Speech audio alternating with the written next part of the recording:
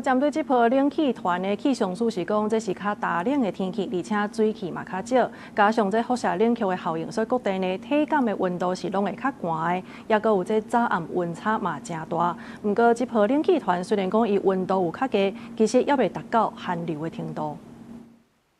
拜二透早体感温度比拜一搁较寒，气象署讲，因为受到大陆冷气团路南影响，加上辐射冷却效应，天光的时上低温出现伫台南南西，只有8度尔。若其他的地区大部分拢有12度至14度左右，刷落来愈暗会愈寒，会一直寒到这礼拜6、7、10。因为冷空气还在影响，所以整体上来说高温上升是比较有限的。尤其是在北部地区，其实白天的高温大概就是介在15度左右，那其他地区大概在20度左右的情形。但是到了入夜之后，都是一个比较明显偏冷的情况。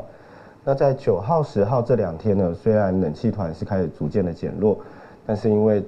辐射冷却效应还是相当的明显哦，所以在早晚其实气温上面还是比较偏低哦。气象署表示，这波强烈大陆冷气团虽然温度较低，但是也未到寒流的程度，所以这几天各地区拢是侪云好天的天气。一直到拜6礼拜，受东北季风影响，遮方面的地区才会有雨水。各地大致上就是以多云到晴为主。到了10号之后呢，10号晚上之后，因为有下一股的东北季风开始增强，水汽稍微增多一些，在迎风面的一个降雨几率有稍微增加哦。气象署提醒，这礼拜因为大陆冷气团加上辐射冷却效应，要注意早暗的温差会增大。未来一礼拜拢要细腻深夜甲天光的低温，也提醒新竹苗栗的地区要注意有可能会出现5度左右的低温。记者陈心东、王志光台北报道。